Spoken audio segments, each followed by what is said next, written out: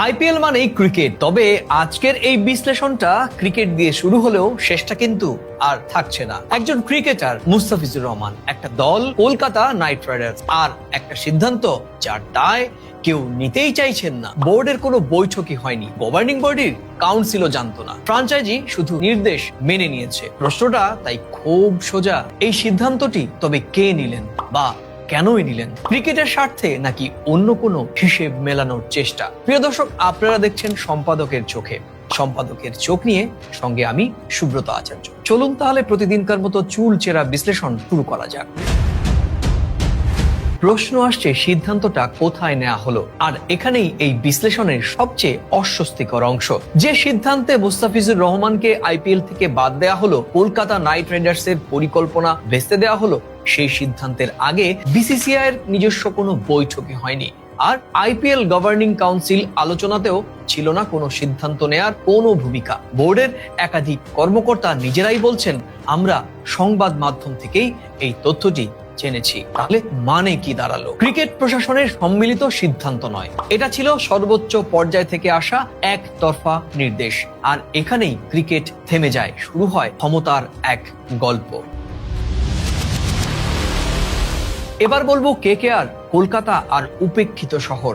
এবার আসি কলকাতায়। কলকাতা শুধু একটি ফ্রাঞ্চাইজি নয়, কলকাতা মানে ইডেন গার্ডেন্স, বিশ্ব ক্রিকেটের আবেগ, ঐতিহ্য আর ইতিহাস। কেকেআর নিলামে 9,20,00,000 টাকায় মুস্তাফিজকে কিনেছিল। এই সিদ্ধান্ত কোনো হঠকারী সিদ্ধান্ত ছিল না, এটা ছিল ক্রিকেটিং ক্যালকুলেশন। কিন্তু এক মুহূর্তে সব শেষ। ফোন এলো, নির্দেশ এলো, কেকেআর কে বলা হলো ছেড়ে দিন। প্রশ্নটা তাই আরো গভীর। কলকাতা কি শুধু আয়োজন করবে, সিদ্ধান্ত নেবে না? আজ মুস্তাফিজ, আগামীকাল অন্য কেউ। আর এই নজির কিন্তু বিপজ্জনক, শুধু কেকেআর এর জন্য নয়, পুরো আইপিএল এর জন্য।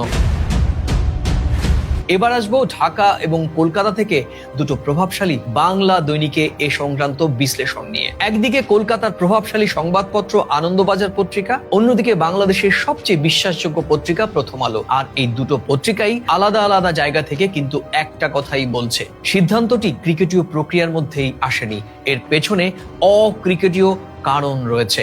এটাই গুরুত্বপূর্ণ। এটা বাংলাদেশের আবেগের গল্প নয়, এটা ভারতীয় মিডিয়ার রিপোর্টেও উঠে আসা এক বাস্তবতা। আর এই বিশ্লেষণটাই বলছে সত্যিটা বড়ই অস্বস্তিকর, কিন্তু সত্যি। আজ সেই সত্যিটাই ভারতীয় ক্রিকেট কন্ট্রোল বোর্ড লুকোতেই পারছে না। বাংলাদেশের প্রতিক্রিয়া আবেগ নয়, বরং স্পষ্ট বার্তা। এখানে একটা কথা পরিষ্কার করে বলা দরকার, বাংলাদেশের প্রতিক্রিয়া হালকা করে দেখার কোনো সুযোগ নেই। টি-20 বিশ্বকাপে ভারতে খেলতে না আসার সিদ্ধান্ত, আইপিএল সম্প্রচার বন্ধ, আইসিসি কে ম্যাচ সরানোর অনুরোধ, এগুলো আবেগী হঠকারী কোনো সিদ্ধান্ত নয়, বরং এগুলো বড় সড়ো কূটনৈতিক বার্তাও। বাংলাদেশ বলছে, ক্রিকেট মাঠে যদি রাজনীতি ঢোকে, তাহলে ক্রিকেট দিয়েই এর যোগ্য জবাব আসবে। এখানেই আমাদের দায়িত্ব, বাংলাদেশের সেন্টিমেন্টকে সম্মান করা, কারণ সম্মান না দিলে সম্পর্ক টেকে না, আর সেটা খেলাধুলাতেও নয়। বিসিসিআই এবং সংশ্লিষ্ট কর্তৃপক্ষরা আসলে কি করছেন? এবারই আসবো সবচেয়ে কঠিন প্রশ্নে। বিসিসিআই আজ বিশ্বের সবচেয়ে শক্তিশালী ক্রিকেট বোর্ড, এই শক্তির সঙ্গে তাদের রয়েছে দায়িত্ব। কিন্তু যদি বৈঠক ছাড়া কোনো সিদ্ধান্ত হয়, কাউন্সিল না জেনে যায়, ফ্রাঞ্চাইজি বাধ্য হন মানতে, তাহলে প্রশ্ন উঠবেই, স্বচ্ছতা কোথায়, প্রক্রিয়া কোথায় এবং জবাবদিহিতা কার? আর এটা ভারত বিরোধী কোনো কথা নয়, এটা ভারতীয় ক্রিকেটের ভবিষ্যৎ নিয়ে চরম এক উদ্বেগের ভবিষ্যৎবাণী। কারণ শক্তি দেখানো সহজ, বিশ্বাস ধরে রাখা অনেক বেশি কঠিন। আগুন নেভাতে নেমেছে মধ্যস্থতাকারী। এই বিশ্লেষণে এখন নতুন এক চরিত্র ঢুকে পড়েছে, ইন্টারন্যাশনাল ক্রিকেট কাউন্সিল। শোনা যাচ্ছে আইসিসি চাইছে পরিস্থিতি শান্ত করতে। বাংলাদেশ ক্রিকেট বোর্ডকে বোঝানোর চেষ্টা চলছে, ভারতে খেলতে আসুন, পরিস্থিতি নিয়ন্ত্রণে রয়েছে। কিন্তু এখানেই জট বেঁধেছে, কারণ বাংলাদেশের ক্রিকেট কন্ট্রোল বোর্ডের অবস্থান স্পষ্ট। এটা শুধু নিরাপত্তার প্রশ্ন নয়, এটা চরম অসম্মানের প্রশ্ন। তাই আইসিসি বুঝতে পারছে, এই সংকট শুধু ম্যাচ আয়োজনের নয়, এই সংকট বিশ্বাসেরও। আর বিশ্বাস ভাঙলে আইসিসির মধ্যস্থতাও এখানে অনেক বেশি দুর্বল হয়ে পড়বে। বাংলাদেশ কেন কনভিন্স হবেই না? অনেকে বলছেন বাংলাদেশ শেষ পর্যন্ত মানিয়ে নেবে, কিন্তু বাস্তবতা এত সহজ নয়। বাংলাদেশের অভ্যন্তরীণ প্রেক্ষাপট বলছে মুস্তাফিজ শুধু একজন ক্রিকেটার নন, তিনি জাতীয় আবেগেরও প্রতীক। তাই এই ইস্যু এখন সরকারের কাঁধে। এই মুহূর্তে বাংলাদেশ যদি স্বর নরম করে, সেটা দেশের ভেতরে দুর্বলতা হিসেবে প্রতিষ্ঠা পাবে। আর ঢাকার বার্তা খুবই পরিষ্কার, ক্রিকেট খেলবো, কিন্তু শর্তে নয়, সম্মানে। এখানেই ভারতের প্রশাসনিক সিদ্ধান্তের ফল আরো বড় হয়ে উঠেছে। ভারতের জন্য বিপদ কোথায়? এবার ভারতের দিক থেকে ছবিটা দেখতে চেষ্টা করব। ভারত আজ বিশ্ব ক্রিকেটের কেন্দ্র, বড় বাজার, বড় অর্থনীতি, বড় সড় আয়োজন। কিন্তু এই ঘটনায় তিনটে ঝুঁকি তৈরি হয়েছে। যেমন আন্তর্জাতিক ক্রিকেটে ভারতের নৈতিক নেতৃত্ব প্রশ্নের মুখে, ভবিষ্যতে বিদেশি ক্রিকেটারদের আস্থায় বড় সড় চির ধরেছে, এবং অবশ্যই আইপিএল এর ক্রিকেটে এই প্রথম ভাবমূর্তি ক্ষতিগ্রস্ত হলো। আজ বাংলাদেশ, কাল অন্য কোনো দেশ।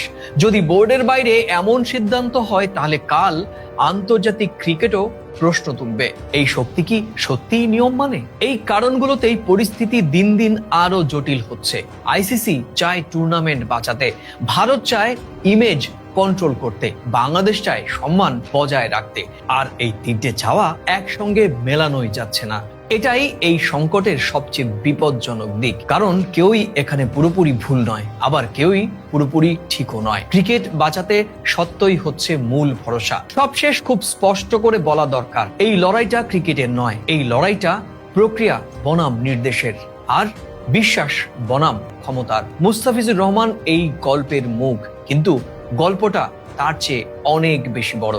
যদি ক্রিকেটকে রাজনীতির ওপরে রাখতে চাই, তাহলে সিদ্ধান্ত ক্রিকেটীয় থাকতে হবে, নইলে আইপিএল থাকবে, টাকা থাকবে, স্টেডিয়াম ভরবে, কিন্তু ক্রিকেটের আত্মাটা ধীরে ধীরে ফাঁকা হয়ে যাবে। তাহলে এখন কি করণীয়? প্রথম কলকাতার সম্পাদকের চোখে এখানে স্পষ্ট বার্তা, বিসিসিআই কে স্বচ্ছভাবে ব্যাখ্যা দিতে হবে কে সিদ্ধান্ত নিল আর কোন প্রক্রিয়াতেই এই সিদ্ধান্ত নেওয়া হলো। আইপিএল এর গভর্নিং কাউন্সিলকে প্রাতিষ্ঠানিক মর্যাদা ফেরাতে হবে, এবং বাংলাদেশের সঙ্গে ক্রিকেট কূটনীতিতে সম্মানজনক ডায়ালগও পাশাপাশি জরুরি। আর সবচেয়ে গুরুত্বপূর্ণ, কলকাতার মতো শহরে ক্রিকেট ঐতিহ্যকে নীরব দর্শক বানানো যাবে না। তাই প্রথম কলকাতা প্রশ্ন তুলবেই, কারণ প্রশ্ন না থাকলে ক্রিকেটও একদিন শুধু ইভেন্টে পরিণত হবে। আর আমরা নির্লিপ্ত ক্রিকেটকেই চাই, ইভেন্ট নয়। এবং অবশ্যই ক্রিকেটের আত্মা সহ সেই ক্রিকেট বেঁচে থাকবে 22 গজের মধ্যে। প্রিয় দর্শক, সম্পাদকের চোখের বিশ্লেষণ কেমন লাগলো? আপনারা আপনাদের মূল্যবান মতামত লিখে জানাতে পারেন। আর এই ভিডিওটি ভালো লাগলে অবশ্যই নিজেদের মাঝে শেয়ার করতে পারেন। আর এই চ্যানেলে নতুন এলে পুরনো ভিডিও দেখে যদি ভালো লাগে, অবশ্যই চ্যানেলটি লাইক বা সাবস্ক্রাইব করতে পারেন। প্রতিদিনকার মতো আমাদের এই ভিডিও প্রথমে ইউটিউব এবং পরে আমরা ফেসবুকে আপলোড করি, দেখার আমন্ত্রণ রইল। তাহলে সম্পাদকের চোখে আজ এ পর্যন্তই। আবার দেখা হবে নতুন কোনো বিষয় নিয়ে। ততক্ষণ ভালো থাকুন, সুস্থ থাকুন, সবাই নিরাপদে থাকুন। নমস্কার।